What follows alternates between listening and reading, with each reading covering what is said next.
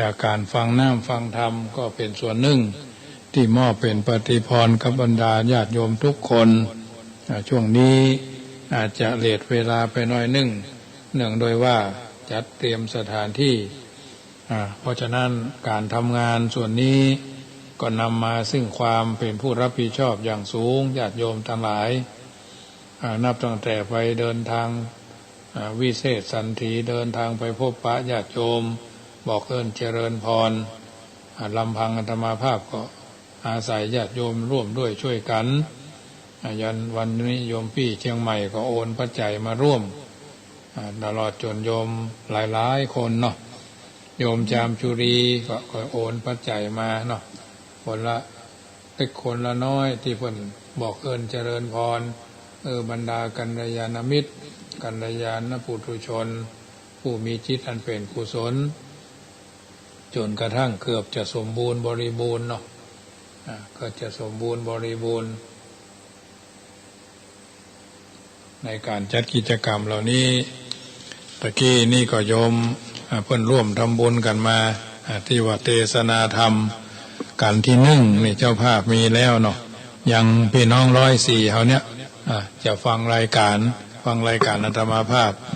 ไปที่เกิดปีวัวเนาะจะเป็นเจ้าภาพก็ยังขาดอยู่เนาะกันที่1มีแล้วทศพรปีหนูเจ้าภาพมีแล้วโยมพ่อประสิทธิ์ชัยโยมแม่สุมาลีกัลยากันที่2หิมพานต์ปีวัวยังไม่มีเจ้าภาพกันที่3ตาลนขันธ์คุณโยมจามจุรีสิทธิวงศ์หางดงเป็นเจ้าภาพมีแล้วกันที่4วรรณประเวศมีแล้วโยมยศวรรณไส้โง่โยมแม่สุนทรีกันที่5ชูชกเจ้าภาพยังไม่มีเนาะยังไม่มีเจ้าภาพมีแค่มี1ท่านก็100 บาทเนาะกันชูชกอาตมาภาพก็จะรอจนกระทั่งถึงวันพรุ่งนี้เนาะถ้าบ่มีเจ้าภาพจะใดอย่างหนึ่งก็จะหาทางแก้ไขกันที่5ชูชก 2,500 บาทนะอันนี้ก็ยังไม่มีเจ้าภาพกันมาเสงงูน้อยอันนี้โยมแม่สีนวลเนาะแม่สีนวลขอดคำอันนี้เป็นเจ้าภาพบ้านหนองผำบ้านกองเนาะคนถ้าเป็นเจ้าภาพ 2,500 บาทก็เรียบร้อยไปละนะนี่ก็ถือว่าผ่านไปด้วยดีที่มีเจ้าภาพแล้วกันที่4กันที่6จุลพลกันที่5ยังไม่มีกันที่6กันที่7มหาปนนี่มีเจ้าภาพส่วนหนึ่งยังทำส่วนหนึ่งเนาะยังทำ 2,500 บาทนะฝีมะเมียม้าสัง5พระธาตุเจ้าชเวดากองกันที่8กุมารบันมีแล้วขออนุโมทนาโดยกันที่9มัตสีมีแล้วโยมกันที่8นี่โยมแม่เกียงคำขอดใจกองคำขอดใจบ้านแม่กุ้งบกสันปะตองกันที่7มหาปนนี่ส่วน1ก็ส่วนที่1ก็โยมแม่อาจารย์ท่านร้อยตำรวจโทวิเชียรคานุโวหารดอนหลวงเนาะส่วน1อันนี้ขอรับสายกันเนอะเจริญพรใครเอ่ยอันนี้วัดไหนนะครับว่าจะได้กำลังจะไปครับกำลังออก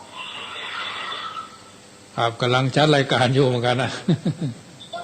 เดี๋ยวผมกำลังจะไปครับก็เดี๋ยวฟ้ากันเนาะมาถูกอยู่ก่ะมาถูกอยู่เนาะมาถูกครับพ่อเลยไปนะครับโมทนาพี่น้องท่านผู้จัดเจ้าหน้าที่ทีมงานวัดฝายหินเนาะกำลังเดินทางมาก็ดีใจเนาะวันพรุ่งนี้ก็จะได้ถ่ายทอดFacebookไลฟ์เนาะคือบรรดาญาติโยมอยู่ทางบ้านฟังกันเนาะFacebookไลฟ์สดของวัดจังกรรมก็มีเนาะตัวนี้เจ้าหน้าที่เพื่อจะมาตั้งเครื่องได้ก็จะเชื่อมสัญญาณจะถ่ายทอดจริงๆนี่ก็ประมาณพวก4-5 โมงมาแรงนะกะว่า4 โมงครึ่งเนาะ4 โมงเนาะ4 โมงเริ่มถ่ายทอดตั้งขึ้น104เพิ่นอาจจะมีการ ลัดขั้นตอนของการถ่ายทอดตั้งนั้นสถานีปกติญาติโยมก็สามารถที่ตามฟังได้เนอะจะได้หู้จะได้หันว่าท่านพระมหาประสิทธิ์ตนใดเนาะคอแหบคอแห้งแน่รายการนี้นะอ๋อฉันน้ำดื่มน้ำเป็นแกลลอนมันเนาะพี่น้องทางหนองเชียงคืนก็ส่งน้ำมาพ่องก็ได้นะคู่เล่นก็ได้เนอะพี่น้องทางเชียงใหม่ฟังขึ้น104ทุกท่านเนาะมันผู้เขาก็จะได้ปะกันเหมือนทุกปีการจัดกิจกรรมตั้งเครื่องเสียงก็ธรรมาภาพหรือว่าแสงสีเสียงเนาะแสงสีเสียงเป็นสิ่งที่สำคัญเป็นสิ่งที่จำเป็นที่จะต้องตั้งให้เป็นที่ถูกอกถูกใจของบรรดาญาติโยมแต่เขาก็บ่ได้ทำให้มันเลินเล่อบ่ได้ประมาททำให้เกิดความเป็นน้ำหนึ่งใจเดียวกันเนาะในการจัดกิจกรรมมาถึงการมัสซีโยมแม่จันสมจันทายาเจียงใหม่เป็นเจ้าภาพการปีไก่นี่ก็สถานีวิทยุเต็มร้อยเรดิโอนาบุญเรดิโอคนยองอันนี้ก็เจ้าภาพมีแล้วเนาะวิทยุเต็มร้อยเรดิโอนาบุญเรดิโอก็ผ่านเนาะกันที่11มหาราชโยมประชันแท่โง่เนาะบ้านแม่กุงบกสันปะตองนี่เป็นเจ้าภาพแล้วอนุโมทนาตัวโยมปีจอปีหมาอันนี้ก็ผ่านไปกันที่12กันสกติโยมแม่ครูเหรียญทองโยมแม่บุญนำเนี่ยอันนี้ก็ยังขาดไปแถมประมาณ 1,500 บาทเนาะ 1,500 บาทก็จะครบ 2,500 บาทไปที่เกิดปีกุลหมูไก่จ้างเนาะก็เป็นเจ้าภาพได้เลยเนอะการสุดท้ายกันนครกันนี่ยังไม่มีเนาะอันนี้ก็ยังไม่มีเจ้าภาพจะว่ามีกันแล้วมียังไม่มีเจ้าภาพอันนี้ก็แจ้งให้ญาติโยมได้ทราบทำบุญกันไปเท่าที่เขาทำกันได้อย่างที่โยมคุณโยมท่านหนึ่งเพิ่นบอกประสงค์ออกนามว่าถ้าจะได้แล้วถ้ามันบอกครบข้าเจ้าก็จะพิจารณาช่วยไปเนาะเติมหันเติมนี่มันเต็มไปเนาะสรุปแล้วเนาะเจ้าภาพกันที่13ยังไม่มีเจ้าภาพกันที่12ยังขาดอีก 1,500 บาทเจ้าภาพกันที่11มีแล้วเจ้าภาพกันที่10ก็มีแล้วเนาะกันที่9ก็มีแล้วกันที่8ก็มีแล้วกันที่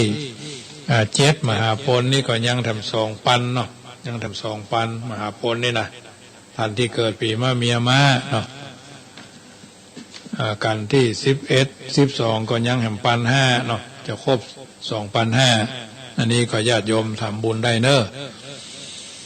กันที่7มหาพลยังทำ2 ปันกันที่การจุรพลมีแล้วกันปีมะเสงมีแล้วเจ้าภาพนะกันชูชกนี่ยังไม่มีเลยมี1 คนเนาะ100 บาทยังทำ2,400เนาะอันนี้ก็มีโอกาสก็ร่วมละมุนกันเนอะยังขาดอีก 2,500 บาทเนาะนี่เจ้าภาพอาตมาภาพก็จะไปไล่อันเฉลี่ยตามซองที่เพิ่นห่วมบุญมาว่าปีชวดกี่คนปีกุลกี่คนปีเทาะกระต่ายกี่คนนี่จะได้ไปเลือกกันคืนนี้จะต้องเรียบร้อยวันพรุ่งนี้ก็จะประกาศทั้งคืน96ทำรอบ1รอบสุดท้ายเนาะญาติโยมก็ร่วมทำบุญกันได้เพราะพิธีการทางวัดนี่เริ่มตั้งแต่4 โมงมะแรงเนาะอันนี้ก็แจ้งให้ญาติโยมได้ทราบกันที่4วันณประเวศมีแล้วกันที่3ตาลนขันมีเจ้าภาพแล้วกันชูชกนี่ก็ยังทำ2,400ยังไม่มีเจ้าภาพเนาะการนั้นที่กันที่2ก็หิมพานต์นี้ยังไม่มีเจ้าภาพเลยนะญาติโยมก็เป็นเจ้าภาพในการนั้นที่การนั้นเพราะว่ากันอานิสงส์เวสสันตระยังไม่มีเหมือนกันเนอะส่วนท่านโดมท่านใดมีกุศลเจตนาก็เป็นเจ้าภาพร่วมกันได้ตามที่เขามีความพร้อมเนาะช่วยกันบอกว่าเขาเกิดปีใดปีไหนนะร่วมด้วยช่วยกันเนอะเพราะฉะนั้นอาตมาภาพในนามของพระเจ้าพระสงฆ์ที่จัดรายการส่วนนี้ก็บอกเจริญพรญาติโยมมีโอกาสก็ร่วมบุญกันได้ การทำบุญครั้งนั้นครั้งนี้ก็ถือว่าร่วมด้วยช่วยกัน ถ้าหากว่ามีเจ้าภาพมันก็ยังแคว้นน้อยปัจจัยเขาก็จะเหลือบำรุงวัดบำรุงหน่วยเผยแพร่ธรรมเนาะเพราะว่าการจัดกิจกรรมทุกงานโดยเฉพาะงานบุญนี่นะญาติโยม ถ้าไผ่บ่เคยจัดนี่ก็ไปแถบย่าง1เนาะ2เนาะ1เรื่อง2ผ้าป่า2ป้ายนี่นะที่จัดกิจกรรมนี่นะ3การเทศนี่การเทศ4ปัจจัยการเทศนะปัจจัยการเทศนี่ก็สำคัญแล้วก็ค่าเลี้ยงดูนี่มันจะว่านับได้นับเนี่ยไปเรื่อยนะแล้วก็ของที่จัดเนาะผลละหมากลากไม้อย่างตัวอย่างเนาะของประดับแหละเครื่องเสียงเนี่ยเครื่องเสียงต่างหลายนะเป็นก้าที่พระเจ้าพระสงฆ์จัดกิจกรรมนั่นนะมีอยู่7-8รายการด้วยกันทุกอย่างเนี่ยมีรายจ่ายทั้งนั้นนะดีบางอย่างนี่เราไม่ได้ซื้อเนี่ยอาตมาภาพว่าจะได้ซื้อข้าวสารไปข้าวใหม่มาเป็นการเทศการทำป่าคนว่าโยมพ่อโยมแม่เอามาฮือกันคนละถัง2 ถังลิตร2 ลิตรแต่ขี้ก็ไปบ้านโยมแม่คำใสเวียงหนองล่องนะวันก่อนก็ไปบ้านแม่จันจอมใจเอามาเป็นกระสอบเลยเนาะพดไปทางแม่ริมโยมแม่จันเพ็งคำมูลเมืองเนาะอันนี้ก็โยมแม่ครูจันแม่ครูเตียนทองเนาะโยมพี่เชียงใหม่ก็ส่งหั่นส่งนี่มาร่วมเนาะอาตมาภาพก็จะได้จัดแจงแต่งดาไปตะกี้ก็ไปทางบ้านห้องเวียงหนองล่องมามันก็หอมกันมาพดทั่วเป็นป่าเป็นดงนั่นนะญาติโยมกล้วยก็มีเป็นซาวต้นน่ะกล้วยเป็นต้นนะกล้วยเป็นเครือก็มีประมาณ30เครือนะรับรองกล้วยฉาบถึงมือท่านแน่นะถึงมือท่านแน่อันนี้ก็มีโอกาสก็ร่วมกันเนอะไปมาหาสู่ขึ้นสู่ลงหาคืนนี้ก็จะได้ต้อนรับท่านเจ้าหน้าที่จากวิทยุคืน104เพิ่นจะมาร่วมจัดตั้งสถานีทดลองสัญญาณในวันพุธเมื่อแรงเนาะวันพุธมาเจ้ากันนี่ก็ต้องได้ทำข้าวกับป่าเพิ่นแต่มาภาพเองก็จำเป็นจะต้องตื่นเช้าเนาะตื่นเช้าตามหน้าที่คืนนี้กว่าจะได้รับจะได้นอนก็คงจะพุ่นเนาะเกือบเที่ยงคืนพุ่นเนาะเพราะหลายๆอย่างที่เขามันมาประเดประดังกันพระเนรในวัดก็มีอยู่บักขี้ตนแต่ละตนก็ทำกันไปเท่าที่จะทำกันได้เนาะทางนี้ทางนั้นก็ถือว่าเป็นสิ่งที่เขาทำช่วยกันประคับประคองกันขี้โมงขี้ยามจังมันแล้วเพื่อจะให้งานออกมาดีนะถ้าใครเป็นนักทำงานเนี่ยเป็นเรื่องอะไรญาติโยมบ่ฮู้อันยังเป็นอันยังจะไปจะได้วันพุธพ่อครูอ้วนว่าพ่อนานเจสีว่าโยมแม่สุมาลีกัลยาแล้วก็กัลยาณมิตรจะมานอนแต่แม่แดงหรอพ่อนานที่ลำพูนเพื่อมาช่วยกันกวนเข้าแต่ไม่ไม่ใช่เรื่องธรรมดาเลยญาติโยมพวกนี้ตอนเที่ยงวันนี่ต้องเสร็จนะควงงาขาวงาดำแจกเข้ามาน้ำอย่างไว้กะถั่วดินถั่วอย่างก็ทำช่วยกันเนี่ยมันไม่ใช่เรื่องว่านับได้นับเนี่ยไปเลยงานประเดประดังแต่ถ้ามันเป็นระบบนะจะนับจะน้อยแค่ไหนมันก็ต้องแล้วมันแล้วไปตามระบบของมันอยู่แล้วเพราะฉะนั้นอาตมาภาพในนามของพระเจ้าพระสงฆ์ที่เป็นนักทำงานนะเพราะว่ารู้การรู้งานนะรู้การรู้งานก็ทำให้งานเราก้าวไปค่ำคืนวันนี้รายการเสียงธรรมะก่อนรับตาอาตมาภาพก็สัพเพเหระบรรดาญาติโยมฟังนะการจัดกิจกรรมส่วนนี้ก็จะสิ้นสุดในวันที่30เมื่อคืนเนาะองค์เทศแต่ละตนแต่ละองค์ก็เมตตามาเนอะถึงเก่าถึงใหม่ถึงเมินถึงบ่เมินเนาะอันนี้ก็เป็นเมตตาบารมีธรรมครูบาอาจารย์ที่มาเทศทุกรูปก็เป็นพระที่อาตมาภาพจะได้บันทึกไว้ใน YouTube นะวันหน้าวันตาเขาล้มหายตายจากโยมพ่อโยมแม่ก็จะไปฟังบัดได้นะฟังด้วยจกด้วยเนาะก็จะได้ข้อจะถึงท่านมหาก็แท้ว่าเนี่ยแท้เนี่ยว่าถ้าเราจะเป็นปัจจัยทำบุญตั้งสถานที่เป็น200,000 บายูนะญาติโยมบังเอิญว่าบางอย่างอาตมามีอยู่แล้วเนาะถึงกะน้ำมุกน้ำมันใช้จ่ายชีพาทะบางทีบางตัวนี่บ่ได้เพราะว่าต้องซ่อมนะแต่เขาก็ดินยอมพร้อมใจที่จะซ่อม นักทำงานเพิ่นบ่ได้ค่อยทำกันนะยิ่งไปรบกวนศรัทธาญาติโยมซ้ำให้เพิ่นก็มีภาระเหมือนกันหมดนะอย่างน้อยๆเนี่ยการเตรียมงานทุกครั้งนะงานทำบุญตั้งเตะทำมหาญาตินี่นะบางปีมีเจ้าภาพนะอาจจะสบายที่สุดก่อนเมื่อสมัยควายมานั่นแหละปี2562นะญาติโยมอันนี้จ่ายถวายตน3,500ทุกกันเลยนะอุทิศถึงน้องควายน้องงัวตอนนั้นน่ะปัจจัยเต็มที่ครูบาอาจารย์ที่มาเทศถวายรูปละ3,500นะ19 ตน19กันนะเนาะไปทุกไปทลายญาติโยมแล้วก็การเทศแถมเนาะปัจจัยกับการเทศนี่มันเหมือนกันนะปัจจัยบูชาการเทศ 3,500 บาทต่อรูปแล้วก็การเทศมันเป็นอะไรยังเฮายังมาเป็นการเทศนี่ก็จัดไปตามนั้นนะเพราะฉะนั้นเท่าไหร่ไม่ว่าเนาะแต่ขอให้งานออกมาดีนะกล้าจ้างเครื่องเสียงแถมเนี่ยเครื่องเสียงเครื่องลิงวิทยุนี่อาหารการกินเครื่องดื่มแบบนะ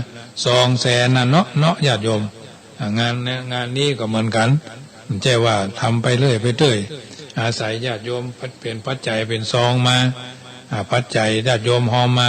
คนละ100เนาะคนละ100 227ท่านเนี่ยคนละ100ก็27,000 กว่าบาทเนาะ27,000 กว่าบาทโยมพ่อโยมแม่คุณโยมวรรณาปุ้นเพิ่นอยู่สมุทรสงครามบ่น่ะรวมมา 10,000 นะโยมพี่เชียงใหม่ร่วมทำบุญมา2 รอบก็10,000 ปลายเนาะ10,000 ปลายโยมแม่นั่นแม่นี้หอมกันมาคนละน้อย2น้อยนะอันนี้ธรรมาภาพก็ต้องจ่ายค่าปฏิทินไปละค่าปฏิทินไปชุดละ20 บาท2,000 ชุดญาติโยมจ่ายไปเรียบร้อยนะป้ายนี่ก็ยังบัดแล้วเถอะนะปลูกนี่เปิดจะเอาป้ายมาอันเนี้ยมันจะว่าทำไปเรื่อยไปเรื่อยบ่มีที่ไปมาแรกก็บ่ได้ยินยอมบ่ได้พร้อมใจอย่างที่จะทำให้เกิดความเสียหายถามว่าปัจจัยถ้ามันบางทีโดยมากก็จะอยู่ตัวนะถ้าเราทำงานเพื่อส่วนรวมนี่นะพระเจ้าพระสงฆ์อย่างวันพุธเนี่ยปัจจัยถวายพระใส่อันผ้าสวดอันนพเคราะห์นะรูปละ 1,200 บาทนะ9 รูปนะ9 รูปละเป็นอะไรล่ะ12 9เป็น108นะ 1,200 บาทต่อรูปพากันสวดบนห้องว่าสวดนพเคราะห์นะสวดนพเคราะห์ครูบาอาจารย์ก็จะได้ปัจจัยไปรอเลี้ยงในการดำเนินสมณะเพศสมณะวิสัยของเพิ่นเนาะอันนี้ก็ญาติโยมบางคนนี่บอกเข้าใจจัดงานเจ้าว่ามีกับรายรับอย่างเดียวเนอะก็มีรายจ่ายถามทุลุงในวังเนาะเพิ่นก็มีงานจัดเหมือนกันวัดฝ่ายหินเพิ่นก็มีการจัดจ่ายเหมือนกันนะมีรายจ่ายเดือนค่าไฟเดือนเป็น 30,000 ปลายวะน่ะวัดฝ่ายหินนะเท่ากับวัดพระพุทธบาทตากผ้าอาตมาภาพนี่ค่าใช้จ่ายค่าไฟนี่เดือน 3,500 เนาะนี่นะเดี๋ยวเพิ่นยังแควนโควิดมานี่เพิ่น2 เดือนจ่ายเทื่อก็มีเนาะบางทีบางครั้งก็อาตมาภาพนี่บางทียกไป3 เดือนเทื่อก็มีเพิ่นก็บ่ได้ว่าหยังไดจ่ายไปเดือนยัง2นี่ก็เดี๋ยวได้ปัจจัยมากก็จ่าย2 เดือนก็จบข่าวไปอย่างเงี้ยการเน็ตก็เหมือนกันอย่าว่าโยมแม่สีนวลขอดคำเพิ่นก็เอามา500ถึงการน้ำกาไฟอันนี้เป็นสิ่งที่นำมาอุเอิญเจริญพรบรรดาญาติโยมสาธุชนท่านผู้ฟังทั้งหลายได้นำไปเป็นข้อเตือนจิตสกิจใจในการดำเนินชีวิตของเฮาท่านทั้งหลายเป็นลำดับไปเนาะน้ำธรรมคำสอนจากรายการเสียงธรรมก่อนรับตาทุกคืนวันจันทร์วันเสาร์วันอาทิตย์วันจันทร์วันอังคารวันพุธวันพฤหัสวันศุกร์วันเสาร์วันศุกร์บ่มีนะวันเสาร์วันอาทิตย์นี่แหละเวียนไปเวียนมาอยู่เป็นประจำเนาะน้ำธรรมคำสอนสิ่งละอันพันละน้อยก็นำมาอุเอิญเจริญพรให้บรรดาญาติโยมได้ฟังจะเปิดสายหน้าไม้ให้ญาติโยมโทรกันเข้ามาเด้อเพื่อเพิ่นใครกินใครตาลใครหอมกินหอมตาลเนาะเวลา10 นาทีสุดท้ายเนาะโทรกันเข้ามาเด้อ0615476539มาได้เปิดสายเมินละเนาะได้เปิดสายเมินละก่อนน้อมเอิญเจริญพรเด้อเอาท่านทั้งหลายร่วมด้วยช่วยกันในการที่จะประคับประคองกันไปเนาะ0615476539เนาะ0615476539ช่วยกันประคับประคองกันไป อยู่จุดไหนมงใดฟังรายการ104เนาะพี่น้องพี่นานสารปีเนาะฟังอยู่โทรมาเนอะทักทายกันพ่อเนอะทางนี้ทางนั้นถ้าอยู่ถ้าฟังอยู่เนาะพี่น้องอยู่ทางเชียงใหม่อยู่จุดไหนมงใดโทรมา0615476539จะร่วมทำบุญกองทุนเข้าล้นบาทกาจะร่วมทำบุญฟังธรรมมหาญาติกาก็ธนาคารกรุงไทยสาขาแม่ทาเนาะ531005990เนาะคนละเล็กคนละน้อยที่อาตมาภาพได้ประชาสัมพันธ์ไปภัยเกิดปีภัยจะเป็นเจ้าภาพกันนั่นอานิสงส์เวสสันตระชาดกยังไม่มีเจ้าภาพเนาะกันมาลัยเก้าก็ยังมีเจ้าภาพเตื้อมาลัยปลายก็ยังมีเจ้าภาพเตื้อก็อยู่จุดไหนมงใดจะร่วมทำบุญก็ได้กันนั่นที่ยังมีเจ้าภาพเตื้อเนาะการชูชกยังขาดแถม2,400เนอะทัดนั้นมาก็การนั่นมหาปนการปีมาเมียมานี่ก็ยังแถม2,000เนาะยังมีเจ้าภาพครบเตื้อกันสักกติปีหมูยังขาดแถม1,500นะนอกนั้นมีครบแล้วเนาะยังที่ว่าเนี่ยนะมีโอกาสก็ร่วมบุญกัน0615476539โทรกันเข้ามาทักทายกันเข้ามาเนอะอยู่จุดไหนมงใดไปกิจการงานใดบางท่านก็มีวันคล้ายวันเกิดบางท่านก็มีวันสำคัญแบบชะตาชีวิตของท่านบางคนก็ลูกเต้าเหล่าหลานมาได้ฟังพ่องมาได้ฟังพ่องเนาะแต่วันพรุ่งนี้นี่ฟังทางคลื่น Facebook ไลฟ์เนอะFacebook ไลฟ์แล้วก็คลื่น104พรุ่งนี้กลางคืนอย่างน้อยๆก็ถึง3 ทุ่มเนาะทุ่ม2 ทุ่มนี่แหละสวดพนว่าสวดนพเคราะห์อย่างน้อยๆก็เสร็จประมาณ2 ทุ่ม3 ทุ่มโดยประมาณเนี่ยนะส่วนวันที่วันที่30นี่ก็เริ่มตั้งแต่ตี 5 ตี 4แล้วแหละตี 4 ตี 5นั่นแหละปีแล้วปี63นี่ประมาณเดือนสิงหานี่อันขึ้นวัดไฟหินเพื่อมาถ่ายทอดฝนตกหำน้ำเจิงน้ำนองน้ำขังเนาะแจ๊ะแม่แหละนี่ก็ปีแล้วนี่ไม่ได้จัดเนาะปีนี้ไม่ได้จัดเพราะว่าสภาวะการโควิดทำให้เดือดร้อนวุ่นวายก็เลยทำบ่ให้ได้จัดกิจกรรมส่วนใดส่วนหนึ่งอยู่จุดไหนมองใดโทรกันเข้ามาเนอะพี่น้องขึ้น104ที่ฟังกันอยู่เนาะถ้าบ่ได้โทรก็มาเป็นยังถือว่าเป็นส่วนหนึ่งนำมาเอิญเจริญพรกับบรรดาญาติโยมการตั้งธรรมมหาญาติวัดจังคำกว่าวันพรุ่งนี้ก็จะได้มีโอกาส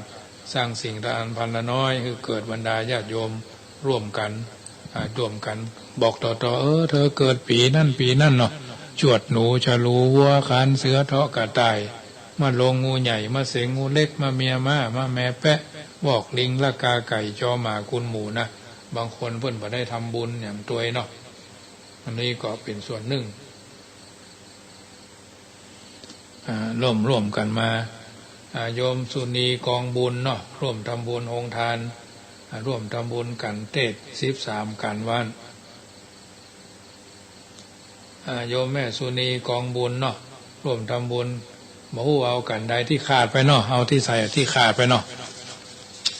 ที่ว่าขาดไปก็คือกันที่กันสักกติเนาะกันสักกติจะเอาใส่สังสักกติสุนีกองบุญเนาะ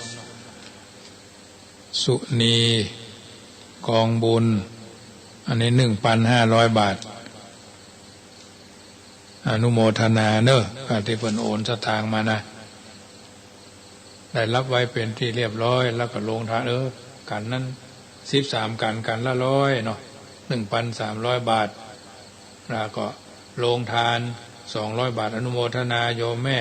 สุนีกองบุญเนอะ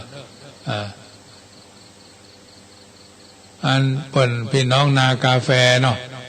เพิ่นนั้นเนี่ยเพิ่นได้เรียบร้อยแล้วเนาะทักมาในเฟซตัวเนอะว่าได้รับซองละกายกะเพราะว่าคนไปส่งนี่เพิ่นบ่ได้บอกหายแซ่บอุทิศคือพ่อถากองบุญโยมแม่สุนีนะอุทิศคือพ่อถากองบุญแม่แก้วกองบุญเนอะเจ้าสาธุเนอะทางนี้ทางนั้นก็วันพุธนี้ก็คงจะครบนะทางพอทางเฟซทางไลน์ โยมแม่เรนูชัยวงศ์เนาะก็ทักทายมาทางเฟซโยมแม่ถนอมศรีคำฟั่นโยมพี่น้องหนองช่างคืนเนาะโยมแม่มาลีกัญญาแม่บัวเร็วทุนตรงเฟซกันเข้ามาพี่น้องดูจุดไหนมงใดโทรกันเข้ามาเนอะเหลือแถม5 นาทีเนาะจะได้นำรายการจากท่านไปเสร็จจากรายการแล้วก็จะส่งน้ำอย่างกำนึ่งแล้วก็จะดื่มน้ำนมอุ่นอย่างน้ำเต้าหู้อย่างพอเรียบร้อยก็จะไปฟันเตียนเช็คหันเช็คนี่เนาะช่างเครื่องเดี๋ยวก็จัดสถานที่นอนจำวัดของท่านเจ้าหน้าที่ของ104เพิ่นจะมาจำวัดที่นี่คืน28 1 คืน29 1 คืนเนาะ30เพิ่นก็สวีวีเนาะ104เหมือนเดิมนะเพราะฉะนั้นญาติโยมสาธุชนท่านผู้ฟังทั้งหลายเฮามีโอกาสได้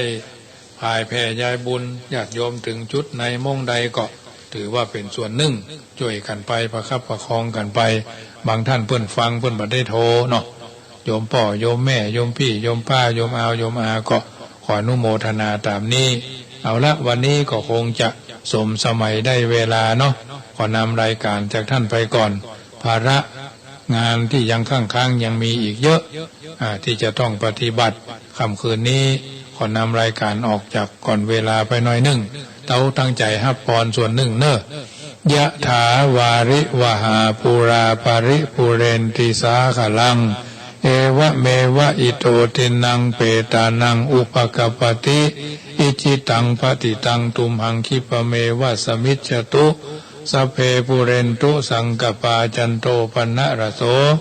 ยะถามณิโจติระโสยะถาบัดนี้หมายมีเจ้าศรัทธาอุปาสกะอุปาสิกาตึงใจจุใหญ่น้อยใจยิงในทิศทั้ง4ฟังขึ้น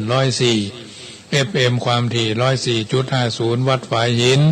ตำบลสุเทพอำเภอเมืองจังหวัดเชียงใหม่รายการเสียงธรรมก่อนรับตาทั้งที่เคยใกล้ชิดสนิทสนมเคยประสังสาระหะเคยหู้จักหน้าค่าตากันก็ดีบ่ได้หู้จักกันค่าหน้าค่าตาก็ดีบุญกิริยาวัตถุดังกล่าวท่านทั้งหลายได้ร่วมปัจจัย